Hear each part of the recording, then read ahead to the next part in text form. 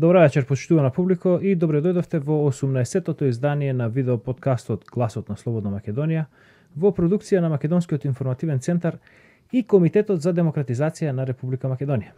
Јас сум вашиот домаќин Душан Петровски со мојот секогаш верен соговорник Јордан Петровски. Добра вечер. Вечерва продолжуваме со серијалот Бойкотирам. Минатата недела го разработевме Стево Пендаровски, сега одиме со другиот кандидат. Ние одамна говориме дека во Македонија нема две вистински политички опции кои со различни идеи се обидуваат од нашата земја да направат некоја солидна држава, туку дека со Македонија управува еден режим. А намерата на тој режим е македонскиот народ да го држи депримиран, деморализиран и во борба со самиот против себе. Се тоа е со крајна цел македонскиот народ да се држи поробен помеѓу неговите освојувачи. Неговите освојувачи ги знаеме кои се, тоа се 4 држави кои што го опколуваат. Класичен пример за вистинитоста на оваа наша теза е понудата на кандидатите за председател на Република Северна Македонија. Од двата најголеми политички блока во државата. Просто речено, обајцата борци се под управата на еден исти менаџер. Обајцата борци играат за еден исти менаџер. Овој пат е појасно од било кога, дека не сме соочени со избор помеѓу помало и поголемо зло, како што обично тоа се представува, туку дека овој пат сме соочени со избор на две еднакво големи зла, на сиамски близнаци се би можело да се рече. Ликот и делото на кандидатот на коалицијата СКМ, ПДП, УЧК, ОНА го разработавме минатата недела. Денес нареде кандидатот на Савез на реформски снага Југославија. Кандидатурата на професор доктор Гордана Сивљановска Давкова е позитивен доказ за целосното кооптирање на партијата ВМРО ДПМН, кое што започна уште во далечната 90-та година, кое доби засилен импулс по Кичевскиот конгрес, па со формацијата на КСИО и студентските протести, и така наречениот раскол од 97 година, а кој воглавно беше завршен со чистките за време на владата на Георгиевски и последователното преземање на партијата од демократскиот алтернативец Никола Груевски. Сега веќе и последните останки и преправотини дека ВМРО е ВМРО се отстранети. Денес, кога илјадници македонски патриоти се маргинализирани, прогонети и иселени, демохристијанската партија, во чие што име тие беа прогонувани, кандидира партизанска ќерка. Самопризнаена прогресивка, поранешна припадничка на владата на Бранко Црвенковски. Онаа иста влада која што го спроведе лавовскиот дел од прогонот и кооптирањето на ВМРО ДПМН во првата половина на 90-те години. Професорка од правниот факултет, односно од расадникот на корумпираното правосудство. И конечно, личност која не само што не се заинтересирала за постојаните и повеќекратни прекршоци на уставните и човековите права на македонските националисти, туку и личност која помогнала во заташкувањето на тие прогони и во штитење на злосторниците на македонскиот народ и на македонската кауза. Тоа е... Еден поглед на незиното резиме укажува дека сиот неизин живот таа живеела на режимското јасло и ништо во животот не постигнала надвор од државниот систем. Денес таа иста личност, која, види богати, не била свесна колку длабоко навлезено во безбедносните структури било комунистичкото наследство, ни се представува како спасителот на македонската кауза. Нема да коментирам за сега ништо. Ова е... Ке коментирам понатак. Јас ќе го оставам само ова прашање. Зарем е можно волк да биде спасител на стадо овци? Па, ќе се одговорат оние кои се против бойкотот. Ќе се одговорат на ова прашање. Сега одиме со деталите. Деталите, малку, да. Која е Гордана Силјановска Давкова? Еве, ќе почнеме со незиното ЦВ. Таа, како и секогаш, не интересира каде студирала, што тие работи. Затоа што горе-долу сите студирале на Универзитетот Кирил и Методи. Таа мислам дека има докторирано во Љубљана. Во 93. Ние не говориме денеска за нејната стручност и за нејното. И она другото што таа се жали дека досегашните критики кон неа се воглавно ад хоминем напади на нејзината личност, ние нема да се задржуваме ни на нејзината личност, туку исклучиво ќе зборуваме за нејзините дела. Да. Таа политичкото деби го прави како припадник и застапник на партијата на Анте Марковиќ и Стојан Андов во Македонија. Да. Партијата која се викаше Савез реформских снага Југославија. Таа партија се залагаше за зачувување на целовитоста на Југославија и беше против одвојување на републиките и покрајните од Сојузот. Во јануари 90 година по 14-тиот вонреден конгрес на Сојузот на комунисти на Југославија, Марковиќ го изјави следново пред новинарите. Па шта ако се партија распала? Југославија може и без нje. Да. Во изборите 90 година Силјанова Давкова ја застапува партијата на дебатни емисии и тркалезни маси, но таа не влегува во пратеничкиот состав на партијата. Веднаш после тие избори се случува еден голем настан во македонската историја, а тоа е она што ние го нарекуваме првиот државен удар. Настанот кој ние го обележуваме како првиот државен удар во Република Македонија се случи веднаш по конституирањето на парламентот во јануари 91 година. Тогаш партиите кои што произлегува од Сојузот на комунисти на Македонија, кои што беа предводени од Петар Гошев и Стојан Андов, во Дзинго, во ујдурма со Киро Глигоров, Киро Лоповски точно. Во коалиција со Киро Глигоров, во ујдурма со Киро Глигоров, го прекршија договорот за поделба на власта со победникот на изборите. Требаше да се подели власта меѓу тие три партии. Значи договорот беше дека Стојан Андов ќе треба да биде претседател на собранието, Петар Гошев да биде премиер на владата, во која што ќе учествуваат и министри од ВМРО ДПМНЕ, а ВМРО ДПМНЕ како победник на изборите требаше да го предложи претседателот.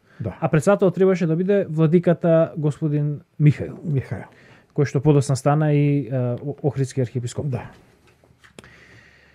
Откако Стојан Андов стана претседател на собранието,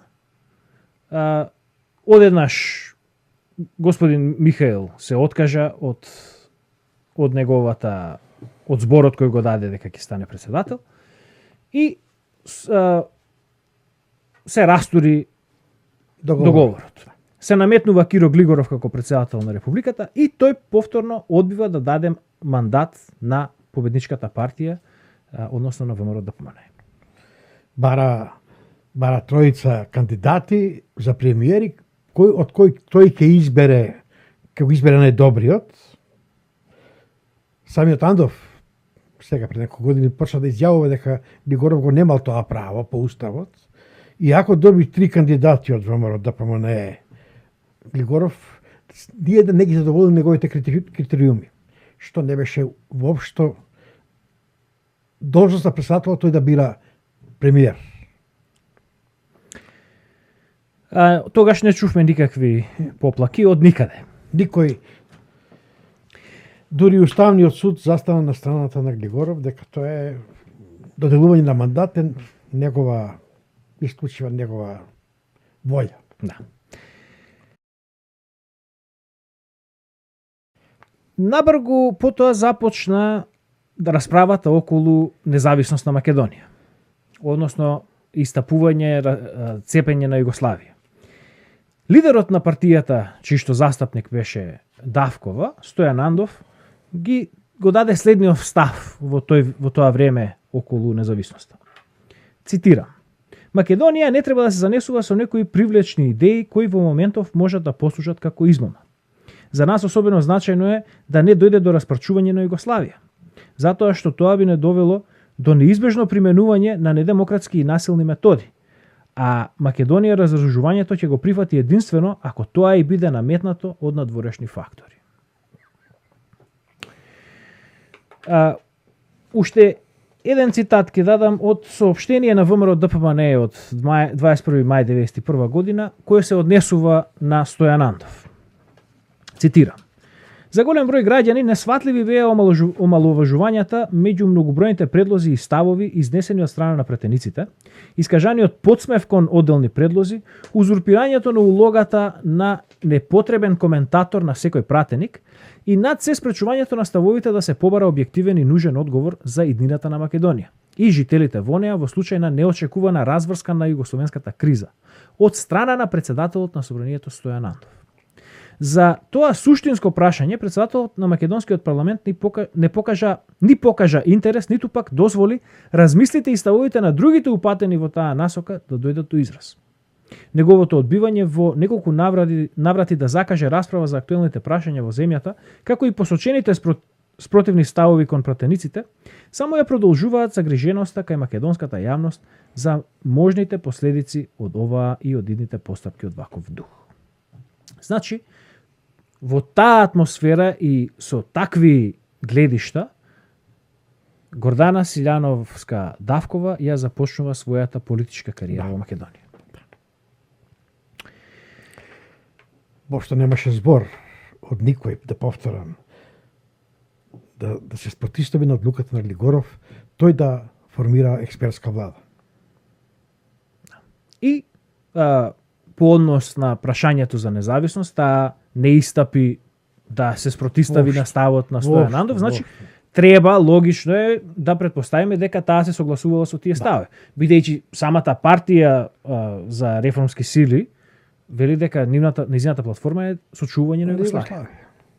Значи, едноставно ако го земеме она изјава на Анте Марковиќ кој вели па што ако се распаднала партијата, тој прави нова. Да.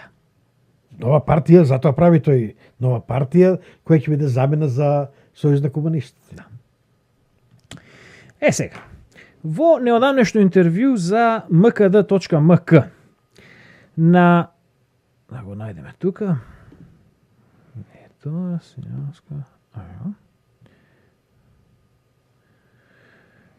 на прашањето зошто по 25 годишна пауза се враќа во политиката, Силјановска-Давкова одговара: "Што ако некој ден некој што предавал за владење на правото за демократијата ме праша зошто не реагиравте на нештата што беа незамисливи? Промена на името во постапка далеку од законска, од уставна, прифаќање решение не само за надворешна, туку и за внатрешна употреба на новото име. Кршење на постапката среде парламент со законот за амнестија и ратификација на Преспанскиот договор за непочитување на народната волја на референдумот, кога народот рече не, а власта си продолжи по свое. Да не зборувам за претходното кршење на постапката и излегување на рамките на Охридскиот договор со законот за употреба на јазиците." Со други зборови, да кажеме, Силјановска-Давкова настапува со наративот дека таа како професор по уставно право е единствено повикана да го преврати Преспанскиот договор. Да. Ајде сега да ја погледнеме незината принципиелност по прашањето на кршењето на уставот.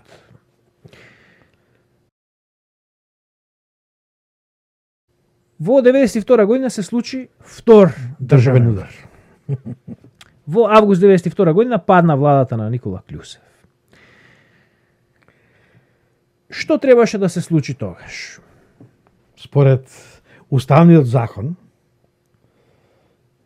по членот 10 требаше да се распишат нови парламентарни избори.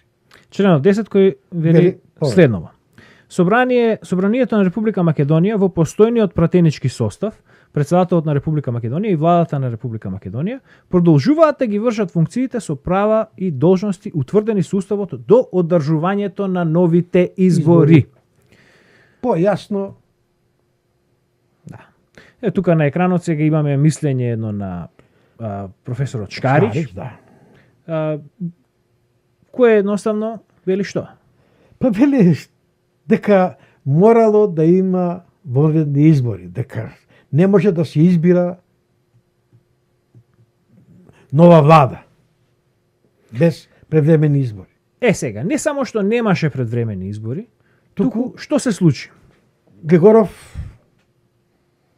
играше мајтап со додолување на мандатот. Го додели прв мандатот на ВМРО ДПМНЕ како победничка партија, според член 90, така он го толкуваше од уставот. Бидејќи Георгиевски не можеше да состави коалициона влада, веднаш го врати мандатот за 2-3 дена, го врати мандатот. Глигоров го даде мандатот на Петар Гошев, на СДС, не на Петар Гошев, туку на второ рангираната партија по бројот на изборите од 90-та година. Петар Гошев го пречекори рокот од 20 дена во кој беше должен или да состави влада или да го врати мандатот. Тој го врати мандатот после 25 или 26 ден. Да. Глигоров, наместо сега мандатот да го понуди, кога тргнал да ќе по некој си ред, по негов избор, да го нуди мандатот на секоја партија, требаше да оди на пласираната партија. Тоа беше ПДП, Албанската партија. Тој беше свесен дека тоа го стори, дека ќе биде голем револт кај луѓево, затоа што целите тие избори беа на една така подгревани со една албанска иконографија и се будеше антиалбанското чувство кај сите македонци. Кај сите жители на Македонија, кои не се од албанско потекло. Да, се подгреваше едно чувство дека албанците се подготвуваат да направат нешто одвојување од Македонија. Јавање на бели коњи, победа, сето тоа, и затоа Глигоров се одлучи, бидејќи не можеше да го прескокне ПДП, па да го даде на Андов, на реформските сили, мандатот, тој се одлучи на фасификат и да го даде мандатот повторно на СКМ ПДП. СДСМ. Тие направија сега во тој период, мислам дека се случи конгресот на партијата, меѓутоа тоа беше она нивна магија, каде што сега СКМ ПДП одржа вонреден конгрес, на конгресот Петар Горшев се повлече или падна, Бранко Црвенковски се. Тоа воопшто не е, тоа е влага. Да, меѓутоа тоа го направија така да замеа точи и сега одеднаш после тој конгрес СКМ ПДП излезе како СДСМ. Да. И сега тоа е нова партија одеднаш. Ама тогаш не учествува на избори. Да. Ако е нова партија, не учествува на избори. Да, ама тоа е она магиите кои што ги прават. Тоа е вториот и тоа е најсериозен државен удар. Да. Сега, тука не завршува, не завршува проблемот со Давкова. Таа не само што не реагира ниту на овој нови прекршување на уставниот закон, таа зазема место во новата влада. Да. Тоа е првата политичка влада на Република Македонија, која што ја предводи Бранко Црвенковски. Да.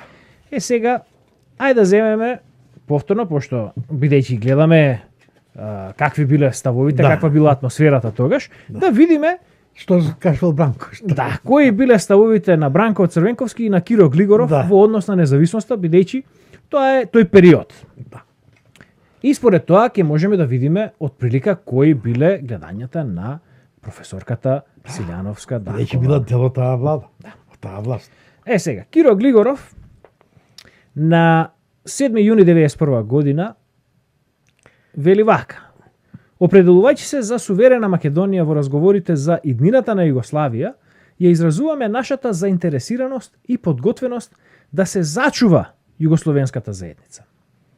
На 8 септември 1991 година Киро Глигоров ја даде следнава изјава.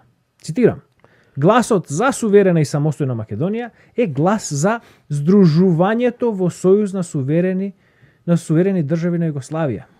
Повеќе децениското обстојување и заедничкиот соживот на овој простор е основата врз која ги осознаваме и нашите интереси за неговата иднина.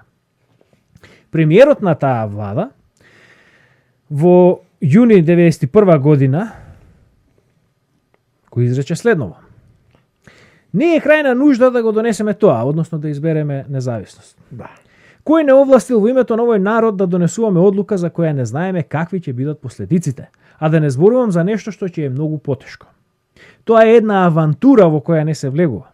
Една борба за која никој не знае какви резултати ќе донесе. А тоа е борбата за признавање на меѓународно правен субјективитет. Во овој момент на Македонија не и требаат некои храбри потези.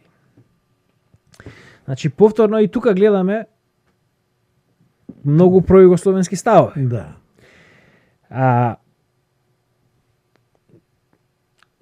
Како да кажам, неопходно е, ако имаш пројугословенски ставови во тој период, дека имаш антимакедонски ставови. Да.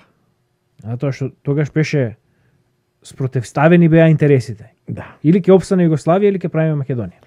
Сега, да видиме некои забележителни настани од периодот 92, 3, 4, кога професорката беше дел од владата. Значи, во тој период се случија некои многу забележителни настани. Еден од тие настани беше засилувањето на прогонот на ВМРО ДПМНЕ. Во јавност избија аферите Сина птица и Дувло. Да. Тогаш за прв пат се обзнани дека партијата е под прогон и дека државата се обидува да ја уништи. Да. Имаше некои комисиски сослушувања, имаше седници на собранието во кои што се дискутираше нешто, меѓутоа ништо не излезе од тоа. Ни лук јал, ни лук мирисал, се направи секој со чисти раце и ништо не се заврши. Прво што морала да го забележи Силјановска Давкова е носењето на новиот правилник за работа на СДБ УБК. Веќе тој поминал на владата. Да. Таму е отворена нова линија за работа на службата на СДБ, македонски врховизам и национализам. Да се гони. Да се гони македонски национализам, македонски врховизам е многу чудна работа. Бидејќи врховизмот означува кога стои пред него именка на држава, го одредува како таа група на луѓе кои го која е прогонувана за тој врховизам, да кажеме бугарски, грчки, југословенски, српски, македонски, во која држава или спојување со некоја држава или формирање на држава како што беше формирање на осамостојувана Македонија, го гледа решението на македонското прашање. Значи сите ние кои бевме прогонувани по линија македонски врховизам сме прогонувани заради тоа што сакавме самостојна македонска држава. И тоа е дискутирано на влада. За да помине и да како предлог на влада и да се усвои. Да, тоа се одредбите кои што се донесуваат во 92 година. Да. Потоа објавување во таен службен весник, во посебен службен весник. За тоа не е кршење на уставот. И за тоа премолчува Силјановска Давкова, тогаш, како член на владата. Да. Значи тогаш, кога имала прилика да реагира за прогонот на ВМРО ДПМНЕ, таа не направила ништо. Вториот битен момент кој што се случува во периодот на таа влада е почетокот на процесот на менување на името на републиката. Да. Односно, тоа се случи во април 1993 година со влезот на поранешна Југословенска република Македонија во Организацијата на Обединети нации. И тогаш немаше никаков испад на господјата Давкова. Во неодамнешен статус на својот Facebook профил, Силјановска Давкова го истакнува следното. Посетата на француската министерка за европски прашања донесе една многу јасна и недвосмислена порака. Нема датум за почеток на преговори за членство во ЕУ на јунскиот самит. Нема датум за преговори се додека не спроведете суштински реформи во 4 клучни области кои ви ги посочивме во јуни минатата година. Борба против корупција, реформа на јавната администрација, во судството и во безбедносните служби.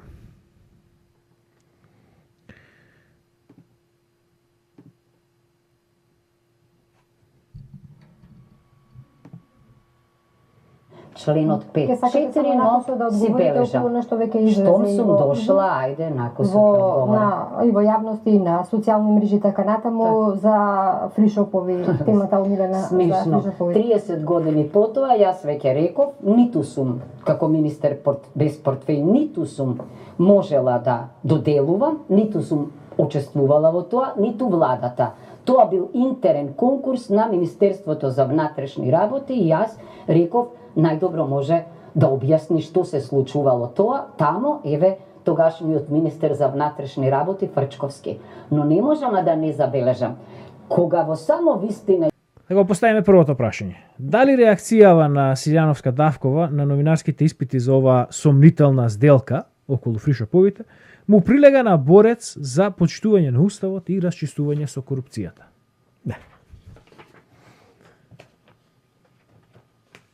Да повторам, не. Може би не бе слушнале добро.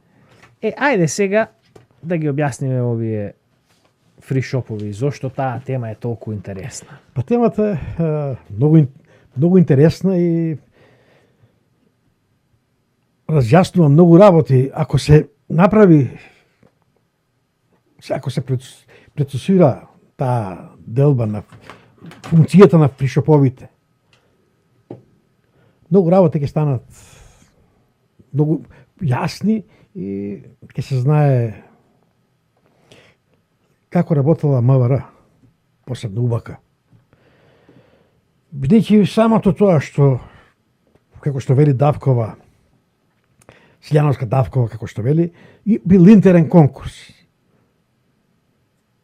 Тоа е веќе, самото тоа наведува на сомнеш дека се работи за нешто матно. Како може доделување на продавници, на фришопови, да биде интерен конкурс во МВР? МВР не е трговска организација. Колку што знам не е. Не. МВР не е стопанска комора. МВР не е собственик на граничните премини. Тука завршува се. Значи, интерниот конкурс е за да може да конкурираат исклучиво само луѓе внатре од МВР да ги добијат фришоповите. А зошто?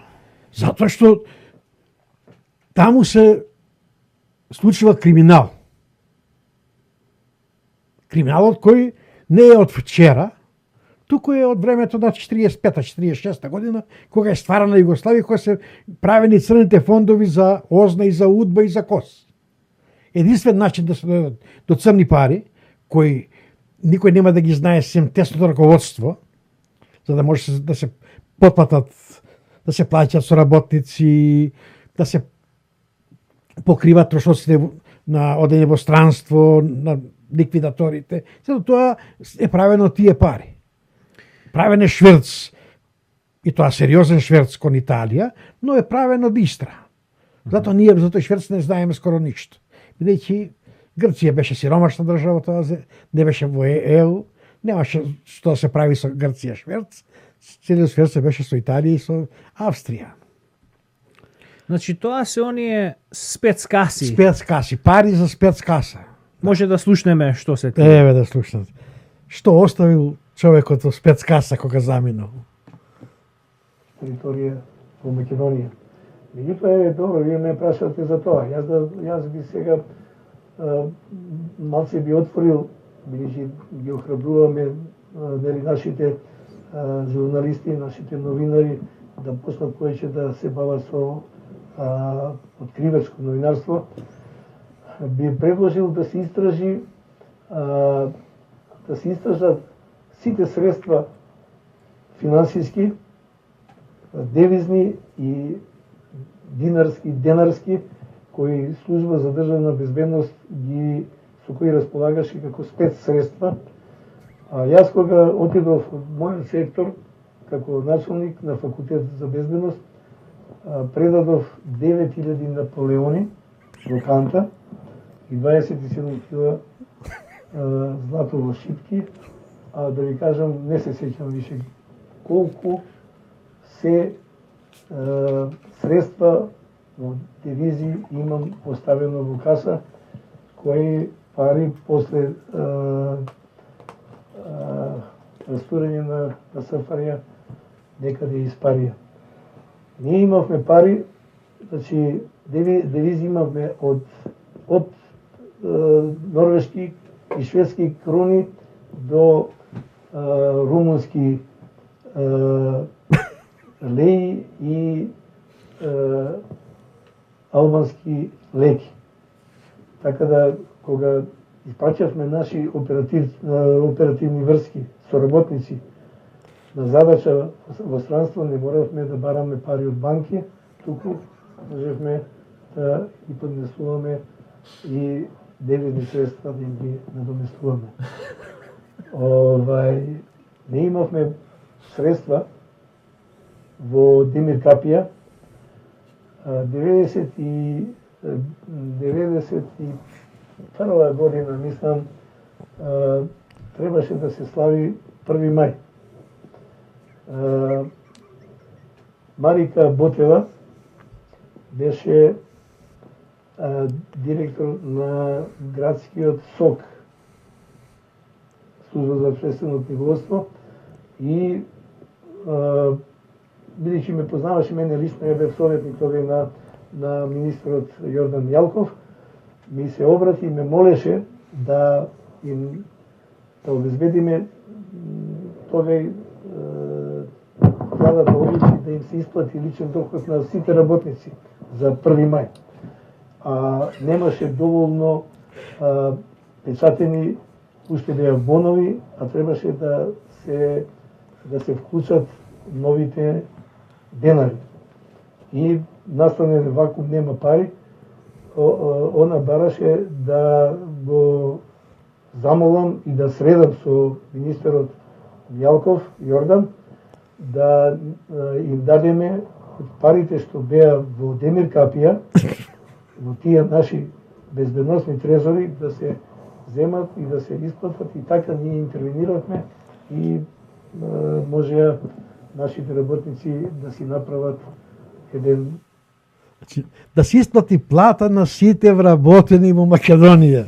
Не е плата на МВР, не е плата на некоја задруга која вработува 10 луѓе.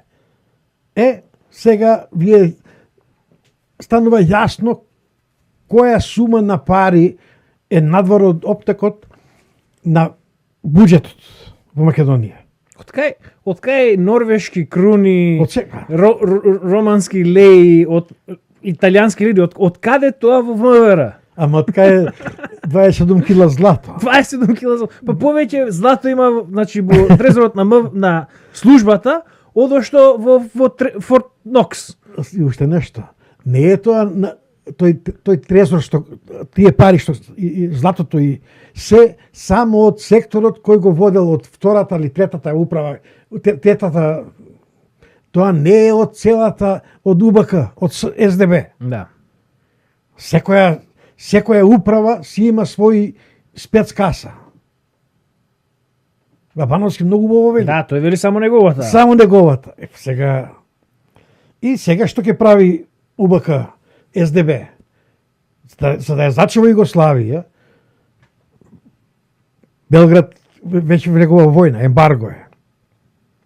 Мора да направи копија на начинот како се финансирала Сојузна удба, КОС како се финансирал. Затоа ги прави фришоповите.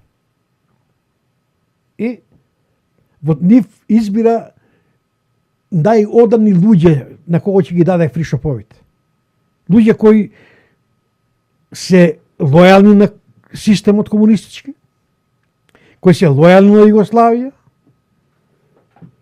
и кои многу мал дел нема да земат ништо сами за себе, туку колку ќе им одреди службата, ќе им даде процент од целата лаванта која се прави таму, целиот шверц. Тука тоа се камиони и камиони со цигари. Знаеме колка е акцизата на цигарите. Колку пари останувале во спецкасата. Да не зборуваме за друга стока која е пијалоци. Македонија е транзитна. Значи се што сакаат да го вратат натре се продава на црниот пазар, може да само преку фришоповите е правено и тоа е легално и тоа никој не им пречел за тоа. Сега уште само ова околу фришоповите. Кој е другиот концесионер? Кој е другиот кој Фрчковски, добива? братот на Љубомир Фрчковски. Сега јасно станува на кое ниво е сопругот на Силјановска Давкова. Тој е равен со Фрчковски. Тука нема што да повеќе да дискутираме. Да, значи, И сега дали би дозволила, затоа таа вака реагираше на прашањето за фришоповите. Зошто ќе ме, што е тоа пред 30 години што било? А знаеш што е внатре, бидејќи ако навистина бил фришопот нивни, тие пари кои се заработувани на фришоповите, па тие би имале 100 милиони долари, марки или што било за тие неколку години што работеше фришопот што беше нивни. Замислете во Македонија тие. Или би била професорка на факултет, би купиле хотели, мотели, згради, би граделе, она што го прават бизнисмените под наводници, тоа би го работели тие. Не. Тие остана, имале некои бенефиции ситни во пари, но повеќе тоа не е... да, останаа привилегирани државни службеници. Да, друго ништо. Давкова се здобива со позиции во универзитетот кои што ја дозволуваат да шета по светот, Така, така. да изиграва голем интелектуалец. Така, да. Ко завршивме со Да, фришоповите. доволно е. Се надевам дека ова ќе потикне некои малку новинари во Македонија, истражувачки да чепнат. Како што им порачува и Бабан. За жал, до сега не видов некој чепна од нашата, да истражува од нашата емисија што направивме за Пендаровски. Се надевам дека сега некој ќе биде храбар и од ова што ќе го нудиме во оваа емисија, да направи едно посериозно истражување. Значи, ако може малку, само повторно се задржиме околу фришоповите. Бидејќи ова прашање се поставува на Давкова, меѓутоа погрешно прашање и се поставува на Давкова. Односно, прашањето и се поставува на еден како да кажам, летимичен, паушален начин, па дури, еви ова новинаркава од Само вистина, не го знам името, дури таа толку срамежливо и со трепидација, па еве, ве молам нешто кажете за се тресе. Да. Прашањето е, значи, не е добра е да сте добиле фришоп концесија и таа вика па добро да имало нешто ќе било проблем. Чекайте, треба да разбереме значи што била функцијата на тие. Да, тоа е целата работа. За да разбереме која е суштински оваа личност. Да. Низината, проблемот со Давкова не е дека таа е ајдук на пари. Не. Проблемот е што таа има идеолошка матрица која што е антимакедонска. Тоа е проблемот. Тука е... И прашањето за фришоповите го објаснува токму тоа.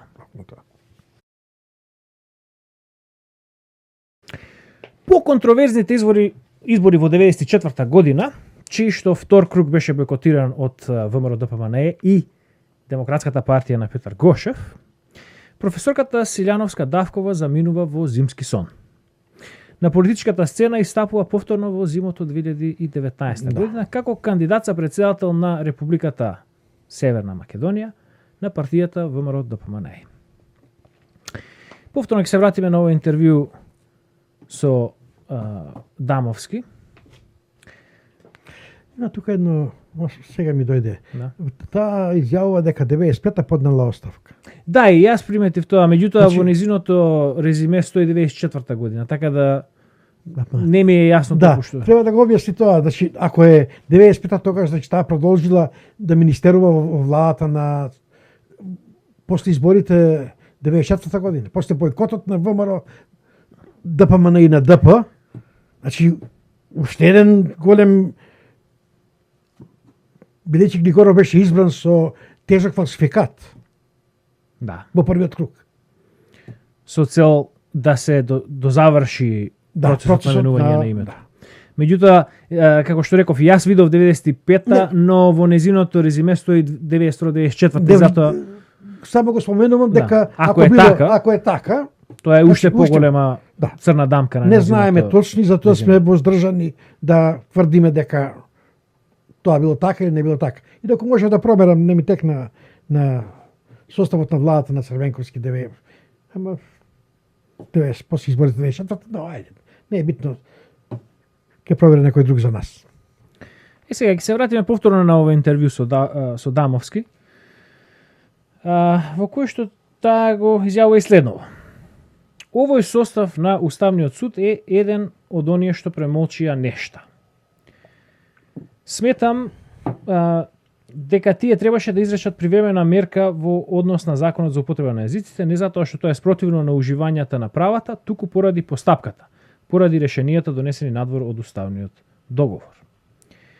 На прашање на новинарот кое што гласи партијата што ве кандидира не успеа да се огради и да го осуди криминалот и корупцијата на своите претходници, ќе се обидете ли во кампањата да го анулирате тој греф? Таа одговара: Јас сум го критикувала груевизмот, сум протестирала против тој авторитарен модел на владење, но морам и ова да го кажам. Самото отворање на ВМРО ДПМН и давање можност на некој надпартиски човек да биде кандидат, зад кој тие ќе застанат, е веќе чекор напред, види богати. Демократски чекор. Факт е, значи, само било таа да ја кандидират и готово. Готово, завршено се. Факт е дека таму се одвиваат реформи. Моите предлози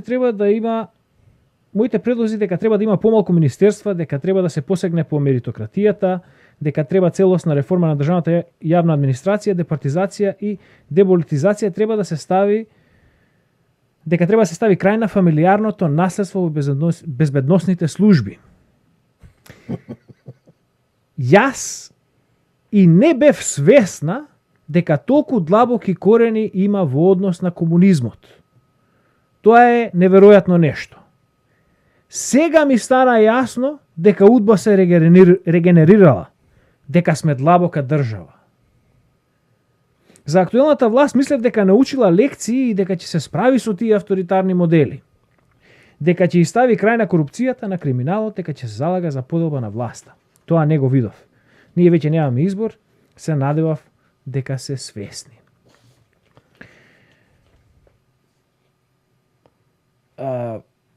Човек кој што бил во владата 3 години, кој што учествува во политичко-научниот живот на државата, да не бил свесен дека фамилиарното наследство во безбедносните служби било толку длабоко вкоренето и дека комунистичките корени се уште толку длабоки во македонскиот систем. Укажува дека станува збор за наивна личност или за несериозна личност. Не би рекол. Бидејќи ова е една изјава која сака да се окрие нешто. Да одиме понатаму да видиме што е тоа. Да. Ќе одиме понатака, бидејќи да дојдеме до финалето, да Неодамна председателот на ВМРО ДПМН Христијан Мицковски, односно партијата која што ја кандидира денеска господјата професорка Силјановска Давкова, го изјави следново, цитирам: Во Македонија не смее да има селективна правда и треба да се истражат многу процеси во македонската историја, за кои кај граѓаните постојат сомнежи за сериозен криминал. Ајде да ги илустрираме сите политичари. Ајде да го провериме имотот, ајде нека почнат од мене. Јас сум година и половина председател на најголемата опозициона партија, лидер на опозицијата, претходно сум бил директор на АДА Елем, јас сум бил дел од кабинетот на тогашните премиери, еве нека почнат од мене, од мојот имот, од имотот на моето семејство и нека завршат со имотот на Зоран Заев.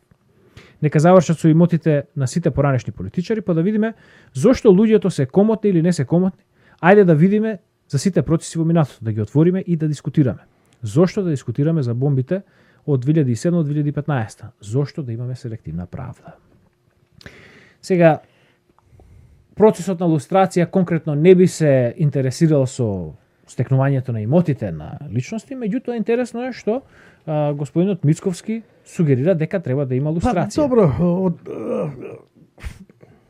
некако процесот на лустрација некако императив, но ако се сработниците кои за својата соработка биле наградувани со од спецкасата со злато, со коли, со станови, со еден куп работи материјални, ќе треба, значи тие се стекнале со богатство. Да. Материјално. Подарувањето на фабриките во приватизацијата е пак на луѓе кои се покажале како пак се делени на интерен конкурс. И фабриките и приватизацијата правеле на интерен конкурс. Така да Значи има логика. има во тоа што логика, го- тоа има дебела логика. Добро сега, значи радува фактот што лидерот на партијата ВМРО Да, за ДПМН поздравување. бара лустрација, меѓутоа лустрација имавме обиди некои за лустрација, кои што почнаа пред 10 години, кои што завршија неуспешно. Еве на брзина да се присетиме за што стана со лустрацијата. Идејата за прв пат се појави кога на власт дојде владата на Груевски Да. во 2006-2007 година, тогаш 2006, да. некогаш Почна- почнаа дискусиите. Се донесе закон во 2008 кој што беше прогласен за неуставен Да, или несоодветен, како и да беше. Во 2012 беше усвоен нов закон. да. Тој закон предвидуваше и лустрација, важење на лустрација за периодот по донесување на Уставот на Република Македонија од ноември И со 1991 првиот закон 2008 беше така. и со првиот во ред. Сега, тој закон од 2012 беше оспорен од Владе Милчин и неговите граѓански здруженија.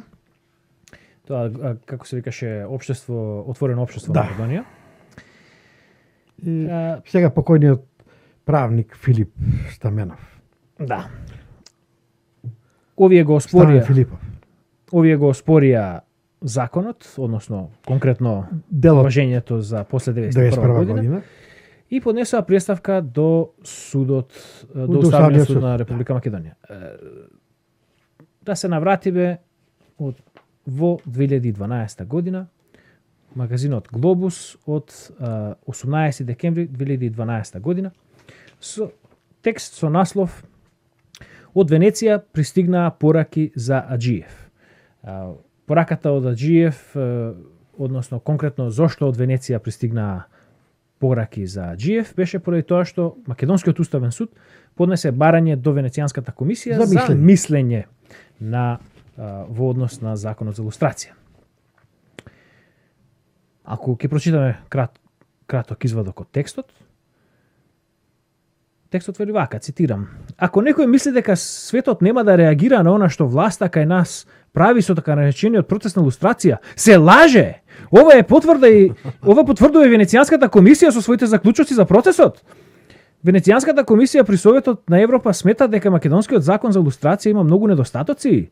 Комисијата пред неколку дена го разгледуваше законот, а мислењето ќе биде објавено неделава. Во разговор за Дојче Веле, представник на комисијата нагласува дека постапката за лустрацијата има за цел да оддалечи една личност од државните структури, за која се смета дека представува опасност за државата и која ризикува да предизвика кршење на човековите права и за тоа да остане неказната. Затоа Венецијанската комисија заклучила дека за лустрацијата, која се спроведува повеќе од 20 години по завршувањето на тоталитарното владење, се потребни неспорни и силни аргументи. Опфаќањето на толку долг период, дури 60 години наназад, според комисијата може да се оправда со крајно тешки злосторства кои подлежат на кривичниот закон. Другото прашање е дали може со лустрација да биде опфатен периодот по крајот на тоталитарниот режим. Ако се прифати принципот дека и по крајот на тоталитарниот режим по 17 ноември 1991 година е можно да постојат практики на лустрација според комисијата. Треба да се докаже дека имало исклучителни настани кои ја оправдуваат неоперативноста на нормалните правни и демократски инструменти и непочитување на човековите права.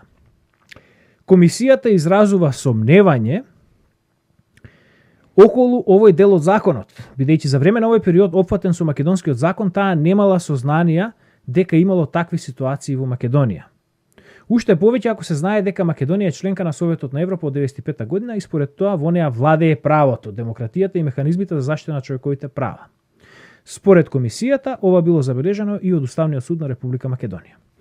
Само првин да го расчистам ова околу членството на Македонија во Советот на Европа, бидејќи конкретно тоа прашање му го поставив и на Томас Маркерт, тој едноставно секретарот на Венецијанската комисија, тој едноставно одговори дека тоа не значи ништо во однос на дали во Македонија владее правото или во Македонија се спроведува систематски прогон.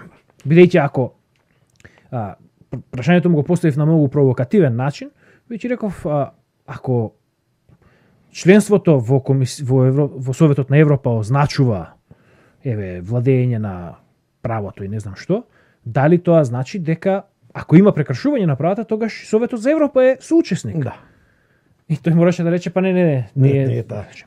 Сега, на 11 јануари 2013 година, во македонската јавност дојде писмо од господинот Букучио.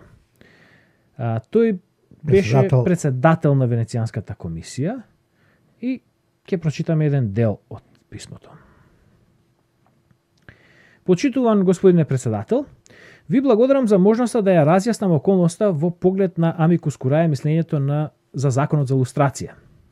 На почетокот би сакал да подвечам дека не сметаме дека Уставниот суд прикрил било какви информации што биле потребни за Венецијанската комисија. Нашето мислење немаше да биде поинакво доколку добивме дополнителни информации за конкретната историја на вашата земја по падот на комунистичкиот режим. Зборував со господинот Маркерт, кој што ме увери дека не го рекол спротивното.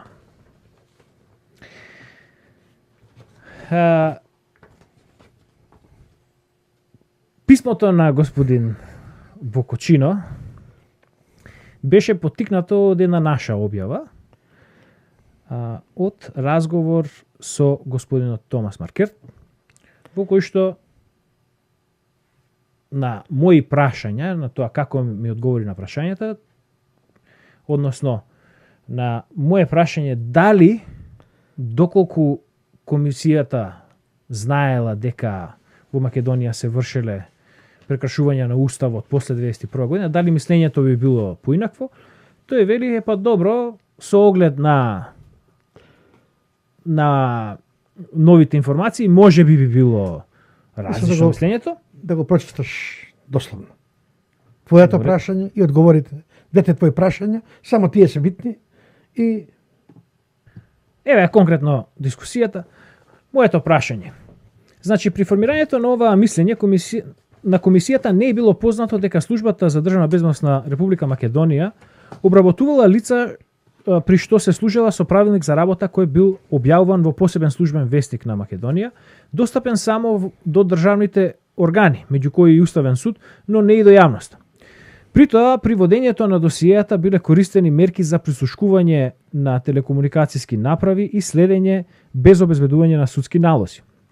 Дали на комисијата е познато дека откако беа отворени досијата во 2000 година, јавното обвинителство не превзеде никакви мерки во однос на кршењето на човековите права и уставни права во однос на овие дејствија. Дали ви е познато дека кривичните дела кои биле сторени во водењето на досијата биле застарени уште при самото отворење досијата, при што оштетените немале можност да бараат законски лек? Тука би морал да кажам, одговара Томас Маркерт, тука би морал да кажам дека доколку комисијата била запознаена со овие детали, тогаш мислењето би гласило, можеби би гласило поинаку, или би гласило поинаку, бидејќи во тој случај има смисла за лустрација.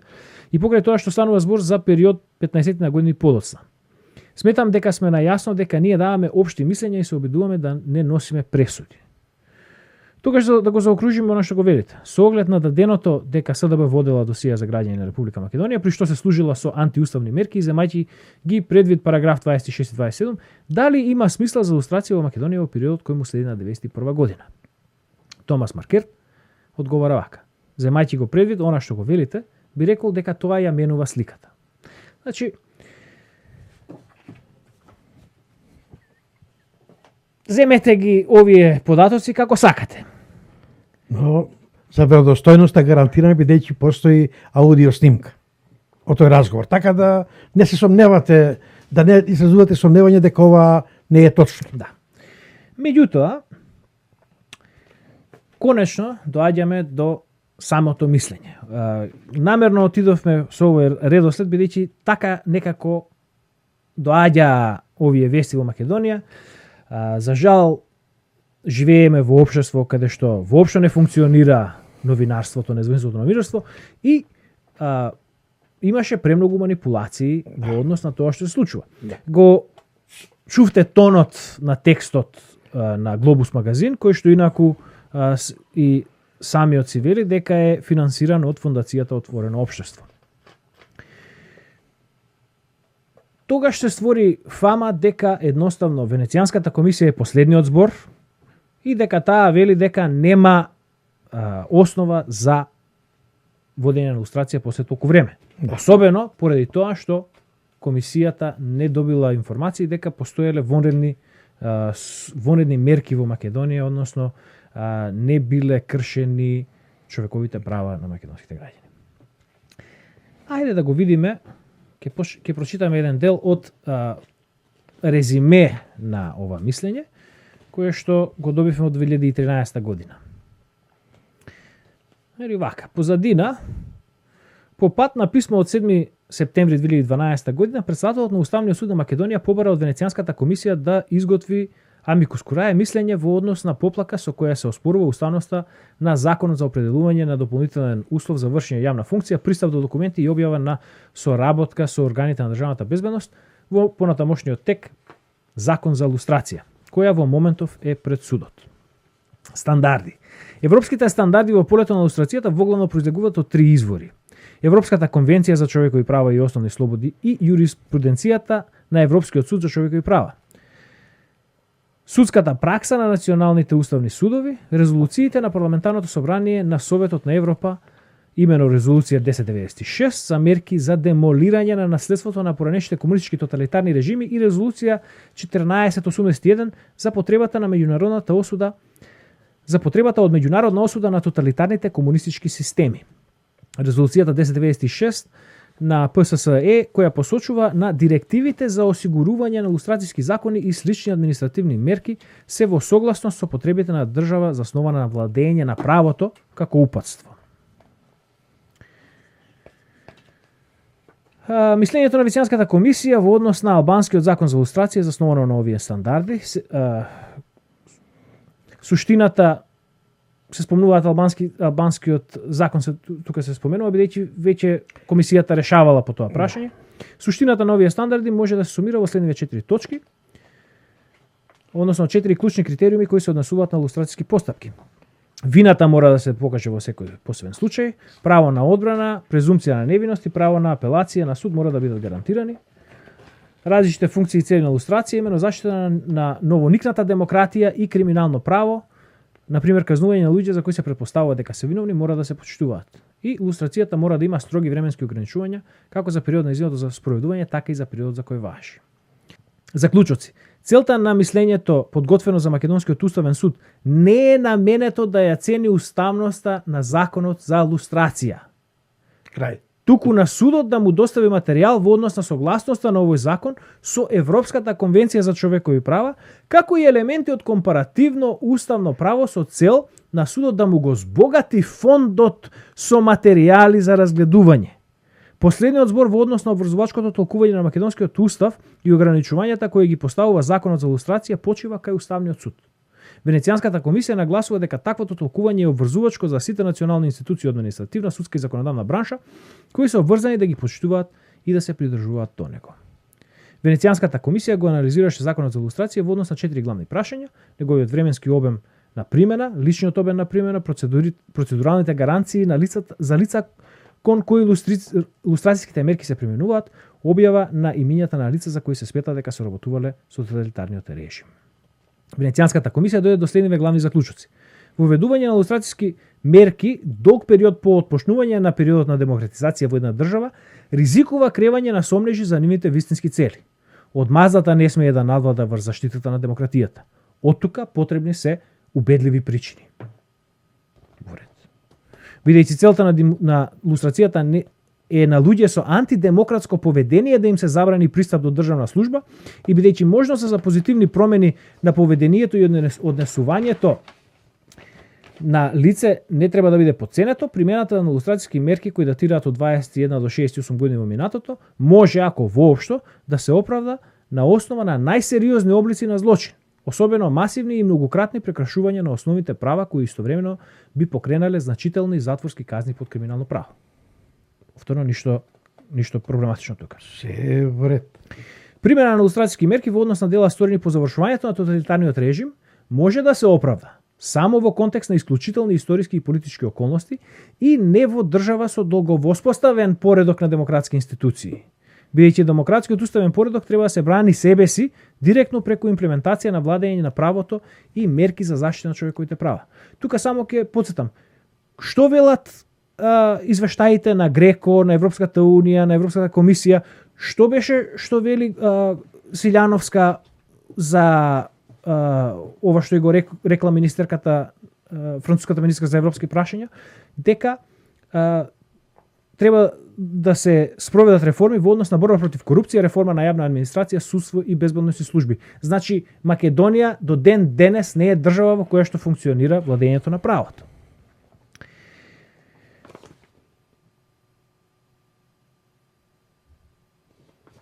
Примена на лустрацијски мерки за позиции во приватни или полуприватни организации оди преку целта на лустрацијата, чија намена е да се елиминира лица од уживање на владина моќ, доколку не може да им се довери нејзиното уживање во согласност со демократските принципи. Меѓутоа, Давкова во интервјуто со Дамовски наведува дека и невладиниот сектор се претопил во државата. Сега, кажи. Па вака сега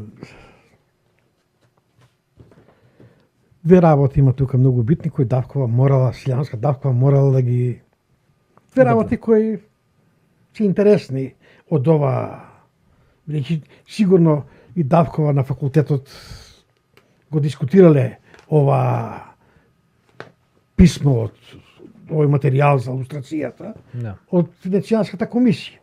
Би требало научната фела да го постои иницијатива за поништување на уставниот на иницијативата за лустрација, за закон за лустрација. Значи тоа е еден сериозен за сите луѓе кои се борат за човекови права. Да. Предизвик. По писмото многу јасно вели Венецијанска комисија дека резолуциите 1096 и 1481 се столб за спроведување на лустрација. Да. Значи, Уставниот суд, кога барал мислење веќе од Венецијанската комисија, требал да ја прифати таа сугестија и да инсистира законодавецот,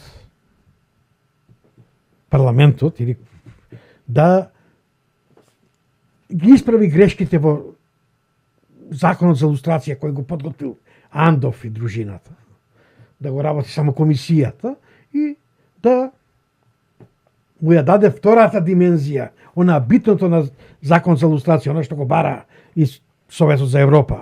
Да. А тоа е правна разврска. Да. И укинување на застареност. Само еден пример. Да. Значи ти зборуваш, го прочита тоа, ти го послушаш дека застареноста настапувала и веднаш откако на моментот кога луѓето ги подигале своите досија, веќе застарен. делата бе застарен. Мојот случај е уште покарактеристичен. Мојата службена белешка, според судот во Македонија, не понак што го има во досијето, е од 17 септември, од 17 декември, од 17 ноември 1998 година. Е мојата последна службена белешка. Моето досие е подигнато, добив известување дека можам да го подигнам моето досие на 18 декември 2001 година. Значи, 97 година е последната службена белешка моја, на 17 ноември. Судот носи одлука дека делото за кое јас ги покренувам кривична пријава против Фрчковски и дружината, дека се казнува максимално со казна од 3 години. Кога сум требал да го земам досието на 18 декември, моето право на кривична пријава веќе било застарено. Да. И тука завршува. Да. Мислењето на Венецијанската комисија наоѓа мани со процедуралните работи на лустрацијата, односно она дека на начинот на кој комисијата го спроведува процесот. Не му дава прилика на да се брани, обвинетиот да се брани и такви слични работи, објавата на имињата, тоа го наоѓа како спорно. Меѓутоа, затоа Венецијанската комисија вели да се резолуциите да се прифатат. Да. По нив да се работи. И вели дека ова мислење е наменето да го зголеми фондот на баш тоа на Уставниот суд треба од ова мислење да исцрпе, да каже да. Значи кај нас грешката во лустрацијата е што само се базира на комисија. Да. Треба да ги прифатиме мислењата за да ја водиме лустрацијата според резолуциите. Тоа беше поентата преска. Да. Сега ќе прочитам неколку пасуси од самото мислење кои што укажуваат, кои што даваат еден сосема друг наратив од оној кој што го представија медиумите на, особено оние на Владе Милчин. Време на усвојување. Параграф 15. Венецијанската комисија претходно се има справено со ова прашање во контекст на албанскиот закон за лустрација во однос на резолуциите и упатствата на парламентарното собрание и судската пракса на Европскиот суд за човекови права и неколку европски уставни судови. Анализата на комисијата беше како што ЕСЧП утврди дека се извинувам. Анализа на комисијата беше како што следи. Европскиот суд на човекови права утврди дека настапува од појдовна точка дека демократската држава има право да бара од своите цивилни службеници да бидат лојални на уставните принципи на кои е основана. Во ова врска го зема предвид искуството на Германија под Виемарската република и за време на жолчниот период кој му следи на распадот на тој режим се до усвојувањето на основниот закон во 1949 година. Германија се обидуваше да одбегне повторување на тие искуства, основајќи ја својата нова држава на идејата дека треба да е демократија која е способна да се брани себе си. Ниту пак треба да се заборави позицијата на Германија во политичкиот контекст на времето. Овие околности разбирливо додаваат тежина на оваа темелна идеја и на соодветствувачката должност за политичка должност која им се налага на цивилните службеници. Параграф 18.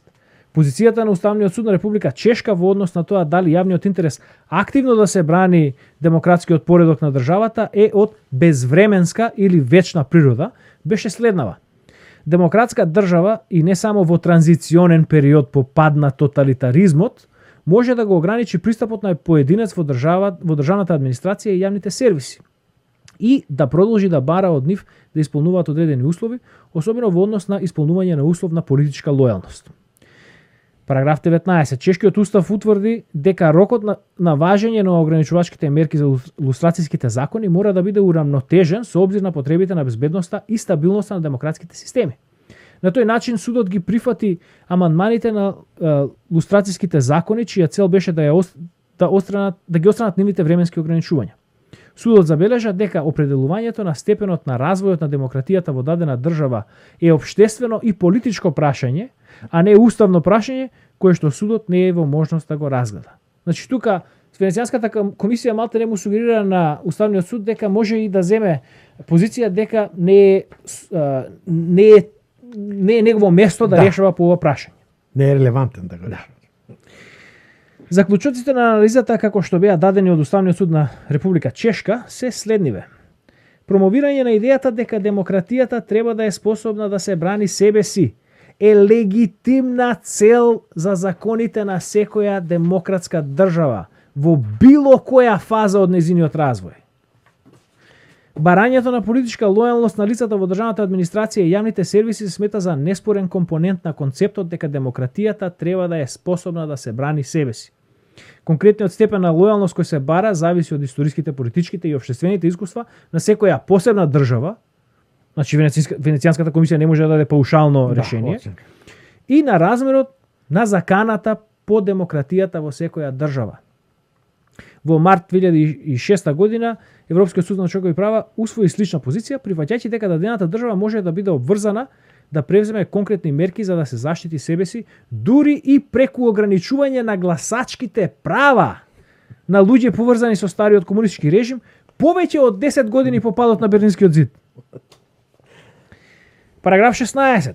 Полскиот уставен трибунал има изречено во многу јасни црти дека целта на лустрацијата ќе се состои пред се во заштита на демократијата против спомените од тоталитаризмот, додека нејзината секундарна цел, подчината на остварување на примарната цел, ќе биде поединечното казнување на лицата кои зеле учество со тоталитарниот режим.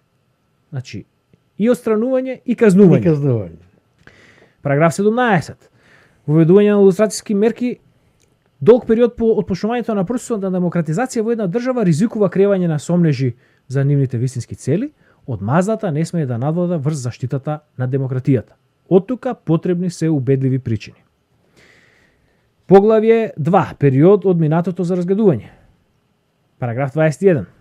Венецијанската комисија смета дека цел на лустрацијата е да се ограничи пристап до државната администрација на луѓе со антидемократски ставови, дека периодот за разгледување би требало да биде ограничен, бидејќи активностите во длабокото минато обично не сочинуваат убедливи докази за актуелните ставови на дадена личност, ниту пак за нивното идно поведение.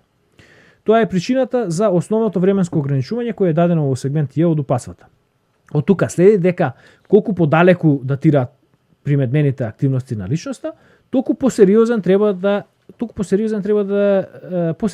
да е нивната индивидуална вина и нивниот престап во минатото. Параграф 22.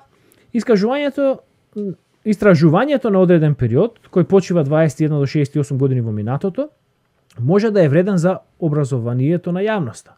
Тоа може да биде составен дел од подигање на совеста, кон која парламентарното собрание на Советот на Европа повикува во својата резолуција 1481 и истовремено може да се покаже како полезно во однос на давање на утеха на жртвите на тоталитарниот режим. Параграф 24. Следи дека заснување на одлука за лишување на лице од позиција врз основа на однесување кое датира најмалку 21 година, а можеби 78, може, ако воопшто да биде оправдано, само врз основа на најсериозни прекршувања во конкретно масовни и повеќекратни прекршувања на основните права, кои истовремено би биле основ за значителна затворска казна под кривичниот закон. Сега доаѓаме до големите параграфи. Параграф 25.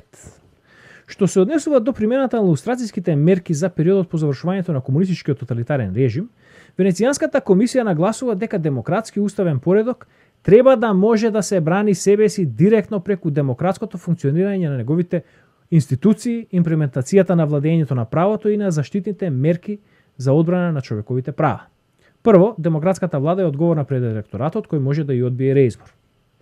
Второ, во држава каде што владее правото, таа е сама подчинета на законите и уставните рамки. Трето, злодела сторени од припадници на демократска влада се подложни на криминална судска постапка.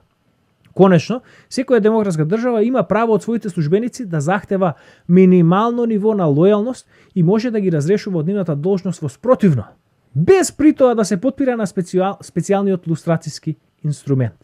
Сега, тука е најважно ова второво. Втората и четвртата точка се најважни. Во држава каде што владее правото, таа е самата почитана на законските и уставни рамки. Кои се препораките кои се заклучоците на Греко, на Европската унија, на сите? Дека во Македонија не владее правото. Значи, Македонија не е држава со долго воспоставени демократски институции. Сега, параграф 26. Венецијанската комисија забележува дека Европскиот суд за човекови права во една прилика одреди дека примена на лустрацијски мерки во однос на дела сторени по завршувањето на тоталитарен режим биле прифатливи и не ја нарушуваат Европската конвенција на човекови права. Во случајот на Жданока против Латвија, централното прашање беше статутарна одредба која забранува на лице кои активно учествувале после 13. јануари 1991 година во Комунистичката партија на Латвија да учествуваат во парламентарни избори. Одредбата била донесена од парламентот поради тоа што кратко време по декларацијата на независност од 4. мај 90 година КПЛ била вмешана во организирање и спроведување на државни удари против новоформираниот демократски режим во јануари и август 1991 година. Откако било согледано и особено земени во обзир историскиот и политички контекст во кој оспорената мерка била превземена, било заклучено дека било разумно од страна на законодавниот дом да предпостави дека водечки лица од Комунистичката партија на Латвија имале антидемократски ставови, поради што Европскиот суд за човекови права пресуди дека немало прекршување на член 3 протокол број 1. Конкретно Европскиот суд за човекови права пресуди дека додека такви мерки не можат да бидат прифатливи во контекст на пример на држава која има долго воспоставени рамки на демократски институции, сепак може да се сметаат за прифатливи во случајот на Латвија со оглед на историскиот и политичкиот контекст кој довел до нејзиното установување, како и со оглед на заканата кон новиот демократски поредок поставена од препородот на идеи кои, доколку им се дозволи да здобијат корени, можат да станат способни да го возвратат тоталитарниот режим. Параграф 27. На Венецијанската комисија не е познато дека постоеле посебни историско-политички услови, тоест движење или активности вперени кон нарушување на демократскиот поредок или кон загрозување на заштитата на човековите права во поранешна Југословенска република Македонија по прашањето на уставот. Треба да биде забележано дека во овој контекст поранешна Југословенска република била држава членка на Советот на Европа и како таква била под надзор за својата демократска ефикасност и усогласеност со европски стандарди.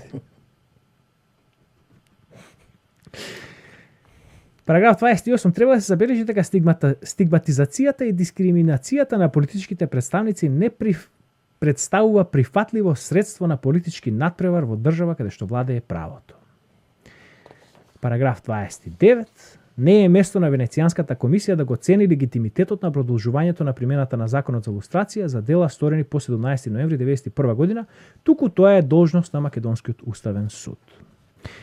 Целта на лустрацијата, како што јас успеав да ја сватам, е државната администрација, професорскиот кадар и судството, како и безбедносните служби, да се прочистат од луѓе со антидемократски поведенија.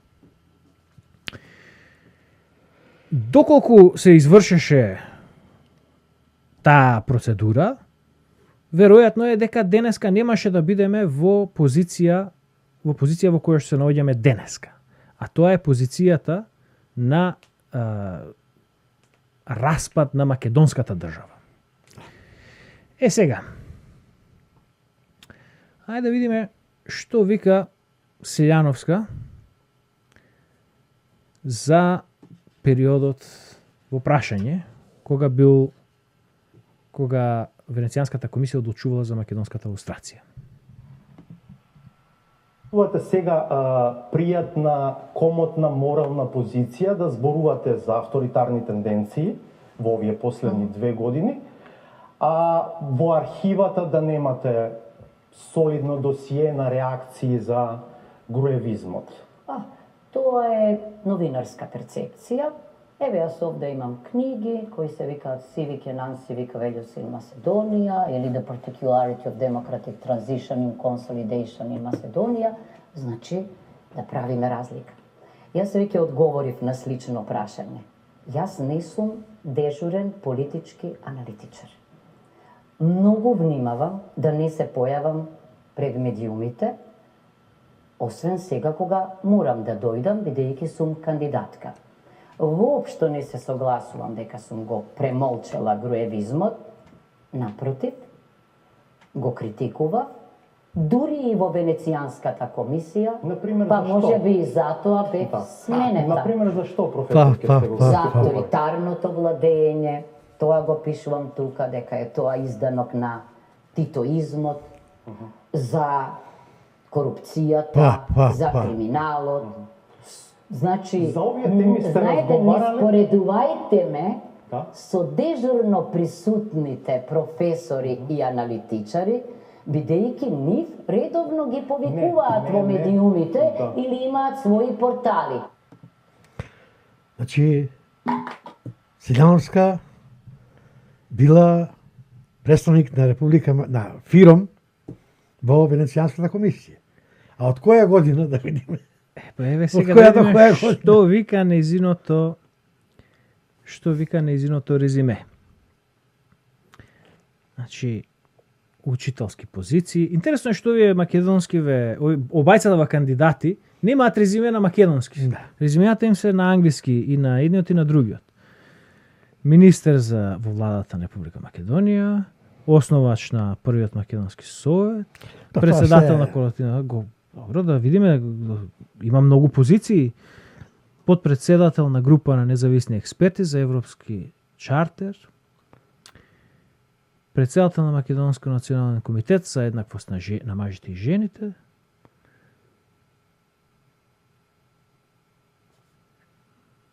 Штенас Примус, член на Европската комисија за демократија преку право, во заграда Венецијанска комисија. Период 2008-2016. Сега. Сега. Има чудна работа. Комисијата вели дека нема информации дека во Македонија се вршело систематско прекршување на човековите и уставните права во периодот после 1991 година.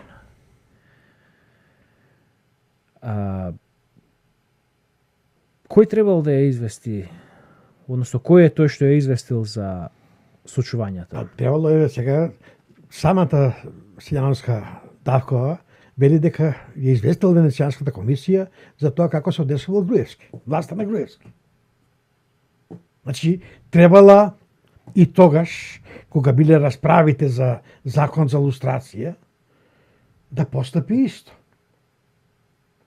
Да ја извести Венецијанската комисија дека писмото кое го испратил Уставниот суд на Македонија со барање за мислење е непотполно.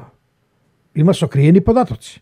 Оние што Тимо ги соопшти на Маркет, на господинот, на секретарот на Венецијанска комисија. Дека постои прогон, постои неуставно прислушување без судски налози, постои необјавување, постои сокривање на закони за работа на УБК од јавноста, објавувани се во посебен службен лист. Се е тоа прекршување на човекови права. Се е тоа она што го И на работеше- уставни права. И на она што го правеше и бившата УДБА, во времето на Југославија. Уште пострашно. Законите на југословенските закони на СДБ важеа во Македонија, дел од тие закони важеа до 95 година. Иако со уставниот закон, тие може да важат само една година по осамостојувањето, по носењето на новиот устав. Да. 5 години важеа. Ништо. И тоа повторно не се споменува од Сега има една многу интересна работа во текстот на од Глобус. Да. Тие велат дека се информирани од дека Дојче Веле е информиран од член на Венецијанската комисија за заклучоците кои се донесени и кои ќе бидат објавени. Да. Кој може да биде информаторот? Кого го интересира од И сега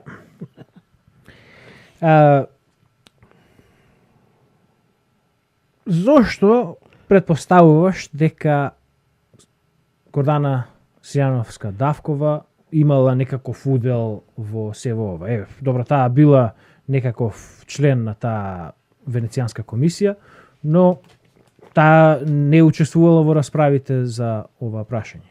како не учествувала? Па како член на Венецијанска комисија, сите учествуваат во расправи. Па таа не е еден од четворицата судии која што го разгледувала. Полека, вака. Една изјава на Бујар Османи, вице-премиерот во дадена овие денови, овие месеци, всушност. Бидејќи владата на Заев се обврза законот за јазици, за албанскиот јазик, пред да усвојување да го прати во Венецијанска комисија на проверка, за да добијат потврда дека законот е вред. Владата тоа го одбива да го направи. Допред. И сега Бујар Османи ја наведува причината. Па вели вака.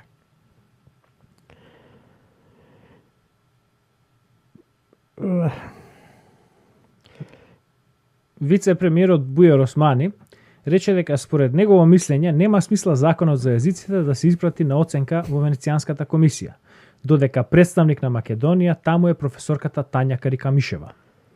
Вице-премиерот Османи јавно ја посочи како пречка, бидејќи влијаела на другите членови и тие не можеле објективно да одлучуваат за одредбите на законот.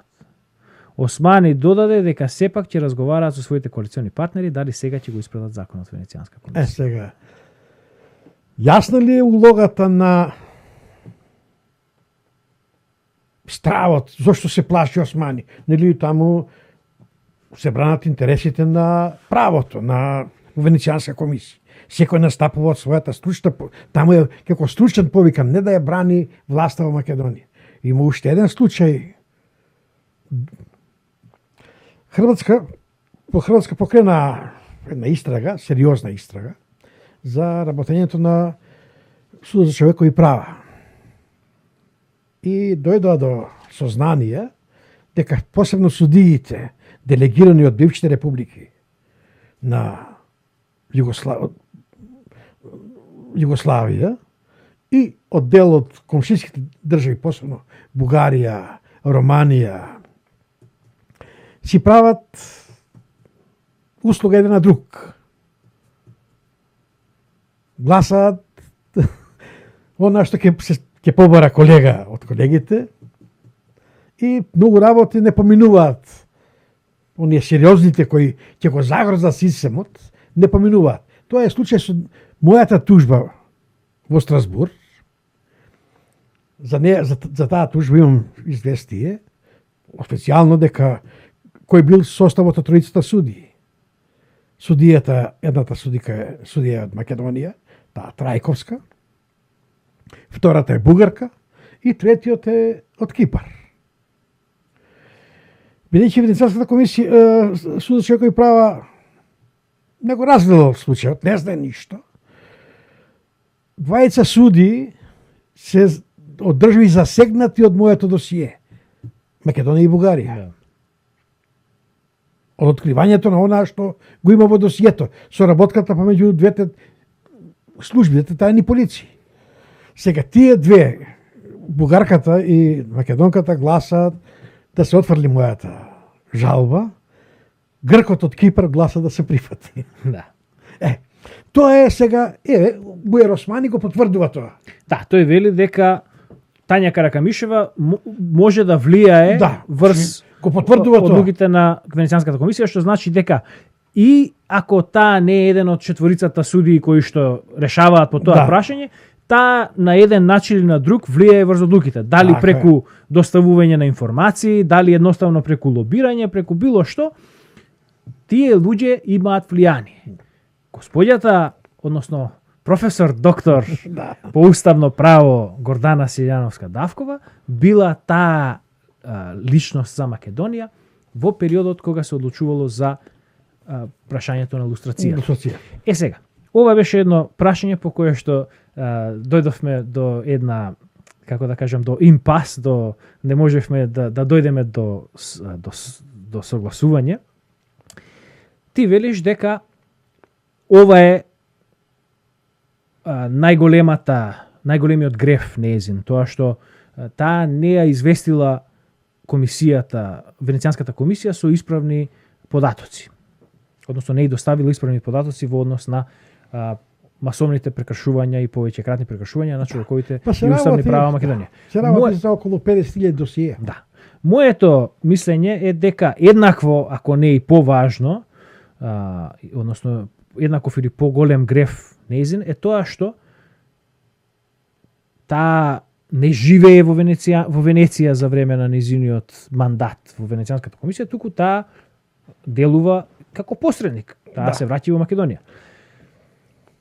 Тоа што таа дозволи да се изманипулира мислењето на Венецијанската комисија, да се земе како последен збор, да се дискутира исклучиво за процедуралните работи, а не да се открие овој другиот дел, дека принципиелно лустрација може да има, треба да има, дека државата, односно демократијата треба да се брани себе си, таа го премолча сето тоа.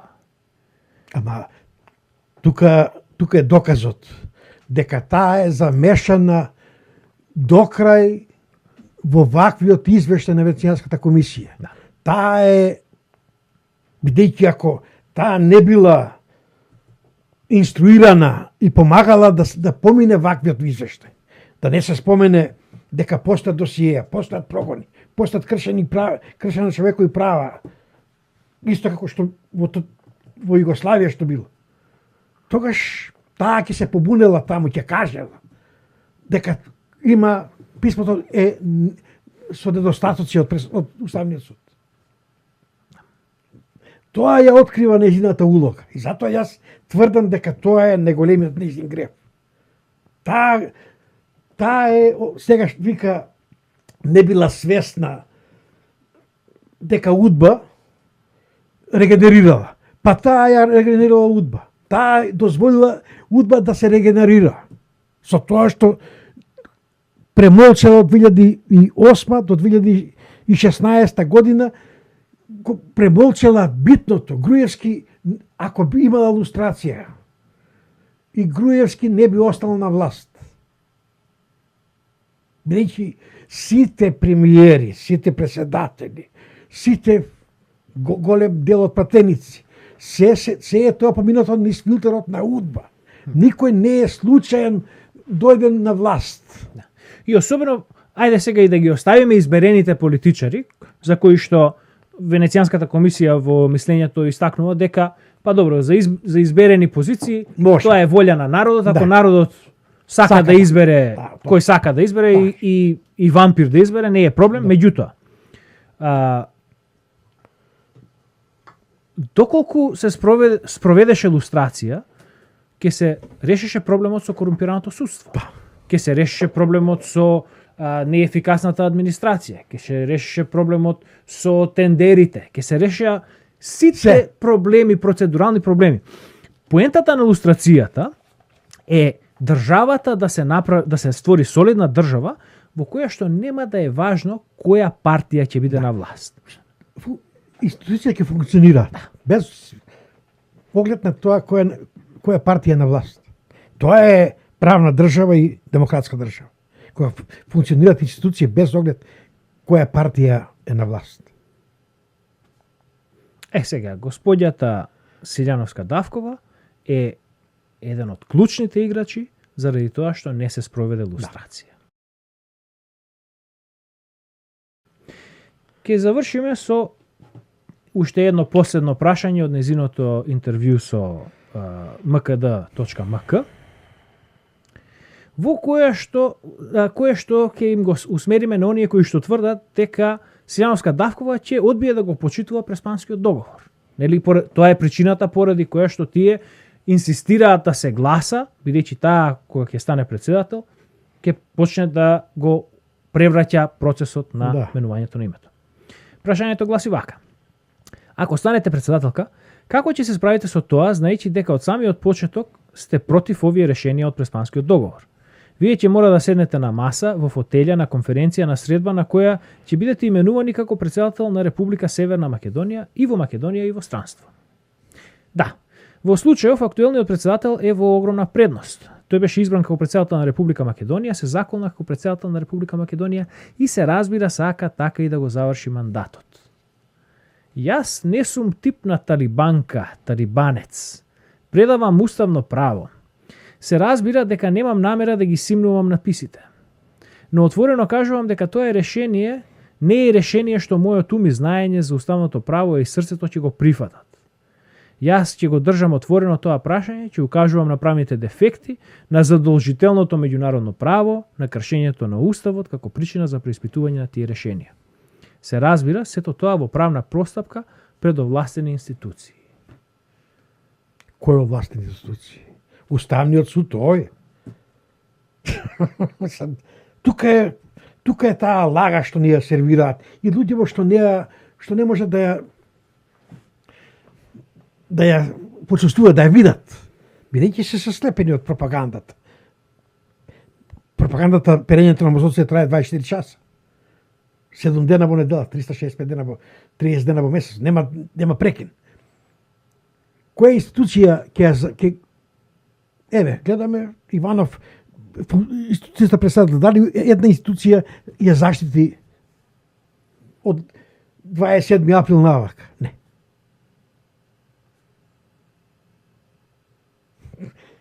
Кого лажеме сега? Кого лаже Давкова? Мислам, ова е лага. Да. Ова е апла лага. Да.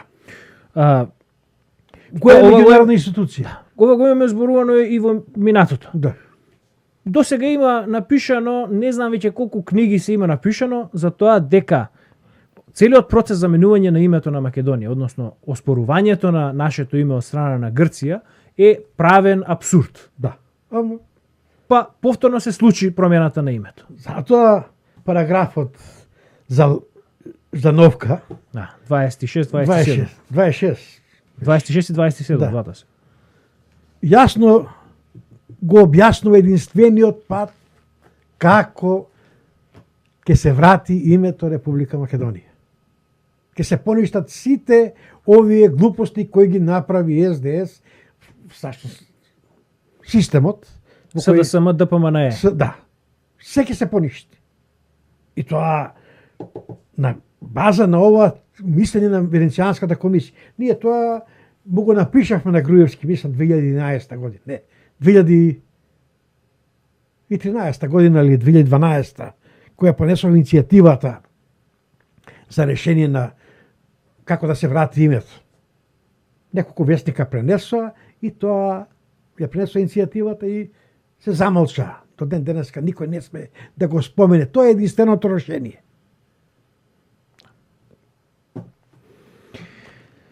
Ќе заклучиме со следно. Да. Силјановска Давкова настапува како професор по уставно право и наводен борец за конституционализмот, односно за владење на уставот и правото. Таа истовремено настапува и како голем патриот. Денеска се буса во гради и вика дека таа е комита од прв заваз. Да.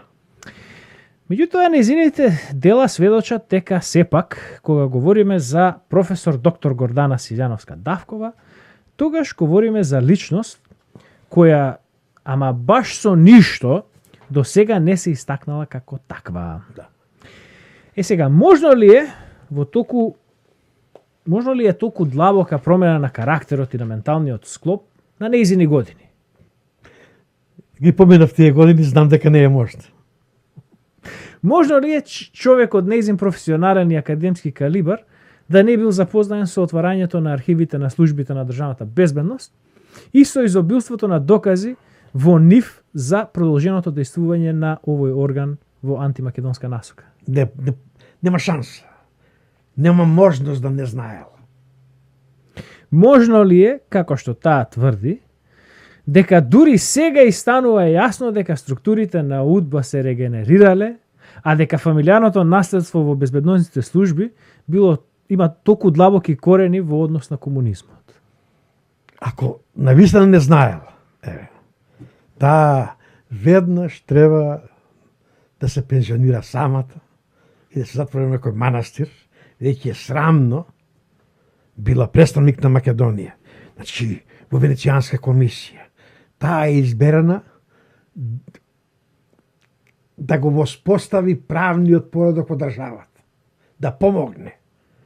Преку тоа преку мислењата Венецијанска комисија да ги пренесува во Македонија. Да инсистира да секој ден присутна кога власта, кога уставниот суд или некоја од институциите не ги почитува одредбите мислењата на Венецијанската комисија. Ние прв пат сега слушаме дека го пријавила само Груевски. И сега, а каде се 50.000 досије што ги водеше Фрчковски? Што се отворени во времето на Фрчковски? Каде се прислушуваните разговори од тоа време? Неуставни. Колку жртви има? Зошто нема ни еден судски процес за тие прогонувања? Еден судски процес нема. Една кривична пријава не поднела СДБ. Сега, ова е жената која што партијата ДПМНЕ и режимот ви вели дека ќе ја спасува Македонија. Берете памет, мислете, размислете, помислете дали е можно такво нешто од таква една личност, која што нејзината политичка кариера ја започнала во партија, која што била на линија Македонија да не стане самостојна демократска република, туку да остане во рамките на Југославија. Да. Размислете дали е можно човек кој што замижел пред неправдите кои што се правеле врз македонските националисти, денес да биде застапник на тие луѓе и на тие идеи. Доколку дозволите оваа измама, да наседнете на оваа измама, да гласате за оваа личност, која што може би ќе биде изберена, а може би нема да биде изберена, а не е ни важно, затоа што обајцата кандидати се едно исто. Да. Што значи дека гласот за неа ќе биде глас за Стево Пендаровски и гласот за Стево Пендаровски ќе биде глас за неа, се е исто, тие се двајцата исти. Берете памет. Сега судбината е во ваши раце. Да. Ќе сами дали ќе дозволите да бидете избришани. Затоа, за крај, сепак едно мислење на човек кој е странец. Човек кој, следејќи ги судските процеси, илустрацијата која е спроведена во Источна Германија, успел да разбере како работи комунистичката тајна полиција. Дали е КГБ, дали е УДБА, дали е Штази, нема врска, сите се исти. И тој вели. Ќе го прочиташ тоа. Народот се расправа околу домољубието, а УДБА, односно безбедносните служби, го оплјашкосува. Правосудството е катастрофа и се прогонуваат политички неистомисленици. Медиумите ги поседува УДБА. Темнина ќе биде се додека не се расветли минатото. А минатото не можат да го расветлат луѓе од минатото. Изјава на Карл Петер Шварц. Да нема забуна. Тој ја потенцира УДБА, бидејќи го проучува работата, заинтересиран од работата на Штази, сега е голем проучувач на делувањето и работењето на УДБА на просторот после 1991 година во државите настанати од распадот на бивша Југославија. Да. И само уште ова последно нешто сега. Размислете добро за овој вториот дел на емисијава околу мислењето на Венецијанската комисија, како тоа беше представено во Македонија, а што е всушност во него, и размислете следниот пат кога ќе речете дека Западот ни прави проблеми, дека Брисел е виновен, дека Вашингтон е виновен за сите наши проблеми. Погледнете објективно на работите и размислете што се случува. Повторно ќе речам, берете памет. Се надевам дека ви се допадна содржинава. Ве молиме да ја ширите, ве молиме вашите новонаучени сознанија да ги споделувате со вашите пријатели, роднини и непријатели, да се обидеме сите да се сплотиме заедно во оваа борба, бидејќи само заедно можеме да постигнеме нешто. Разделени, остануваме поробени. Така. Придружете ни се во оваа наша борба за осознавање и распространување на вистината, затоа што само вистината е она што ќе не ослободи. До следниот пат, до гледање. До гледање.